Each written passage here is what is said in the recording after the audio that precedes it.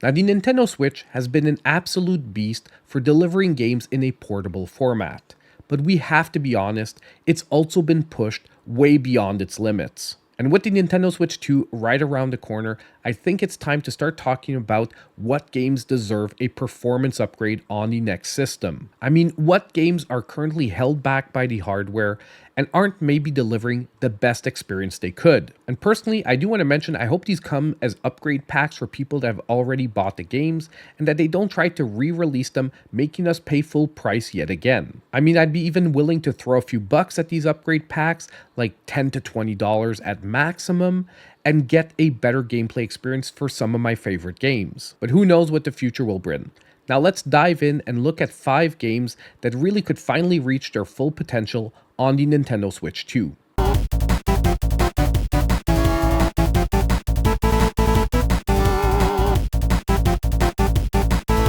Now our first entry is going to be Darksiders 3. Now, if you don't know this about me, I'm actually a huge fan of the Darksiders series.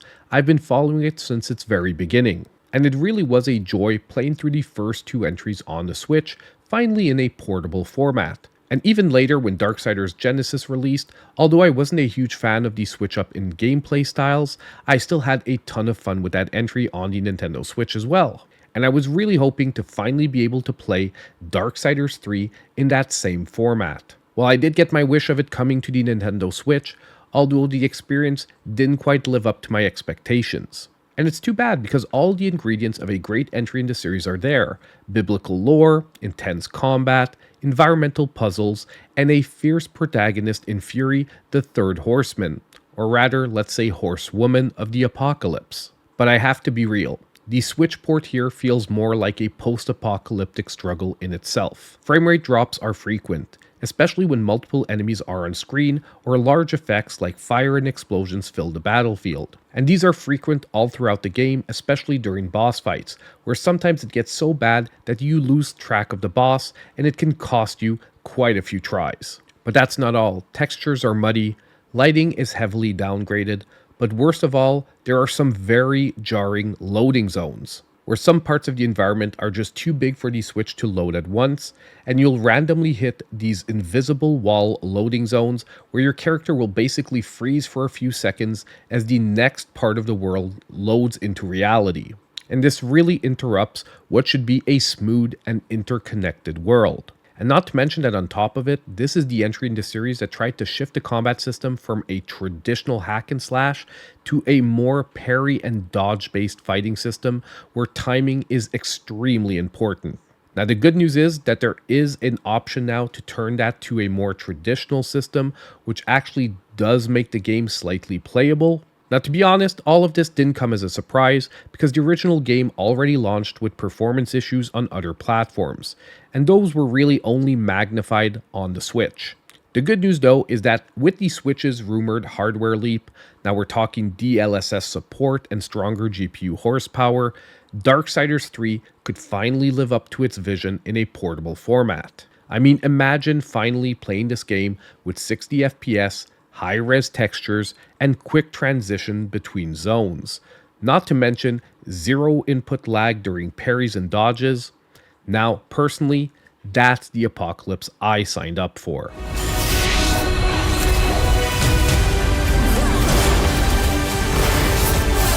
Now, Ninja Gaiden is a legendary franchise, and although personally I'm a bigger fan of the 2D entries in the series, I was still happy to see 3 of the best entries from the 3D side make its way onto the Nintendo Switch, not to mention in one nice little package. And I've also got to say that out of all the games on today's list, if there's one I would still maybe recommend picking up on the Switch 1, it would probably be this collection. Because although we're going to talk about the things I would like to see in a Switch 2 upgrade, it still plays out pretty decently on the original Switch. Now just to set the stage, the Master Collection brings together 3 iconic titles, Sigma, Sigma 2, and Razor's Edge. Now these games defined brutal action back in the day, with lightning fast movement, deep combos, and punishing difficulty. And I've got to say that especially the first entry in the series runs very decently on the Switch. It's the later two entries that take a hit. Number one, the resolution drops significantly in handheld mode, which is probably one of the most important things for someone picking this up on the Nintendo Switch. And the textures are noticeably washed out. Add to that the fact that the frame rate constantly struggles to maintain a consistent rhythm, something that is absolutely crucial in a game where every dodge, counter, and slash needs to be almost frame perfect. And to make matters worse, I would say especially in the third entry, you would have what feels like input latency that makes the responsive combat feel almost sluggish, and some effects like particle trails or lighting are almost non-existent compared to the other versions or original versions of the game. And my desire for a Switch 2 version of this game is more due to respect than necessity, because this series really deserves more than a technical compromise. It deserves a revival. On the Switch 2, this could finally be the ultimate way to experience the Ninja Gaiden collection on the go. Full HD visuals, 60 FPS action yet again, and Ryu's fluid martial arts brought to life the way they were meant to be played. Oh, and not to mention that we're also about to get a fourth entry in the series that I really hope also makes its way to the Nintendo Switch 2.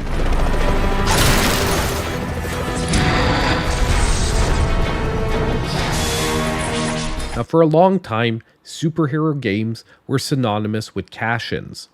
But one series that definitely showed us that it could be done right and that superheroes could transition to the video game landscape in a successful fashion was the Batman Arkham Trilogy.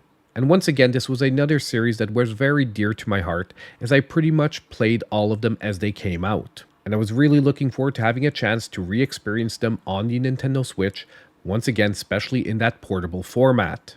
And when the Arkham Trilogy finally did land on the Switch, it sounded like a dream come true. Three of the most celebrated superhero games of all time, bundled together and fully portable. But that dream got a little nightmarish once you actually fired it up. Now, just like our previous entry, not all the games are awful here. I would even say that the first two games are very playable on the Nintendo Switch. But the biggest offender here, the third entry, Arkham Knight, is really bad. I mean, the Switch version is riddled with problems. Unstable frame rates, aggressive asset pop-in, reduced enemy density, missing environmental effects, and long loading screens. But the worst of all are the completely unplayable Batmobile sections, which actually make up a pretty big part of the gameplay here. The frame rate dips so low and becomes so choppy that you almost can't tell what's going on. But that's not all. The rain no longer glistens, Gotham's shadows just aren't as menacing, and performance dips during action sequences make precision fighting clunky and frustrating. And I will add to that even though Arkham Asylum and Arkham City are playable, they don't run nearly as smoothly as they should. Overall, this trilogy really ended up feeling like a technical stretch that the current Switch just couldn't quite manage. But the good news is that the Switch 2 could fix all that. With better memory bandwidth, a faster CPU and GPU combo, and modern rendering tech, we could get fluid movement, detailed environments, and that signature Arkham flow restored. Because ultimately, Batman needs to glide, not stutter.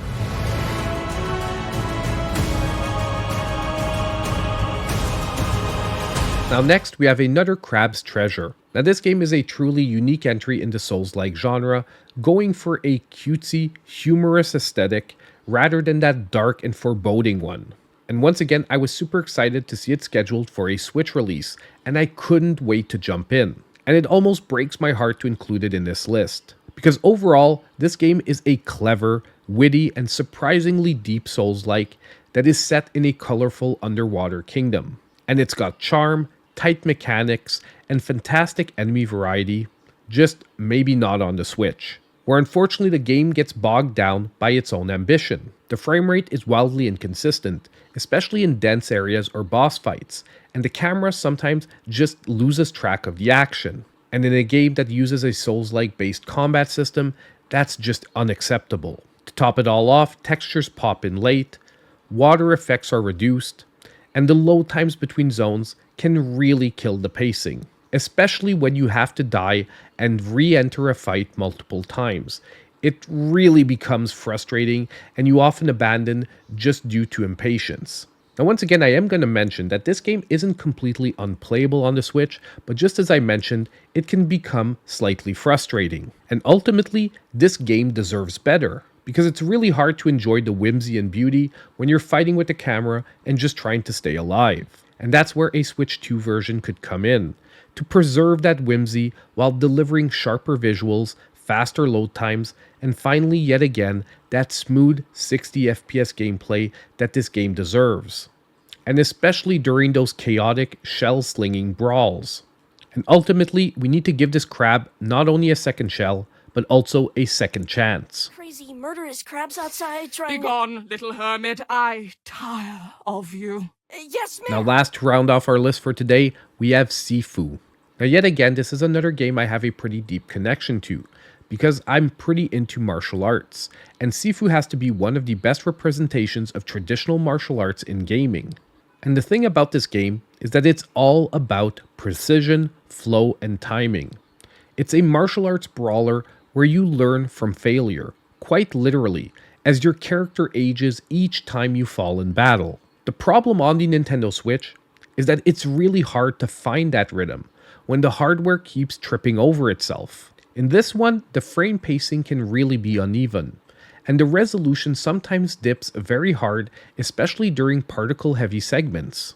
The animation quality takes a hit too, and with what feels like delayed input responses, the famous reactive combat starts to feel mushy instead of razor sharp. Because Sefue is a game that thrives on split-second reads and satisfying combos.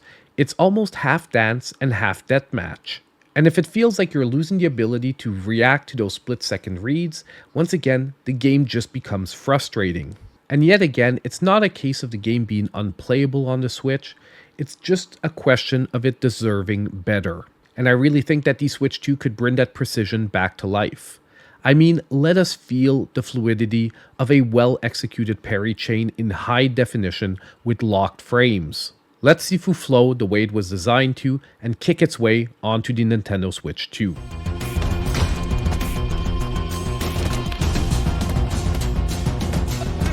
On the way out, I do want to remind us all that the Nintendo Switch still brought us some of the best gaming experiences of the last decade.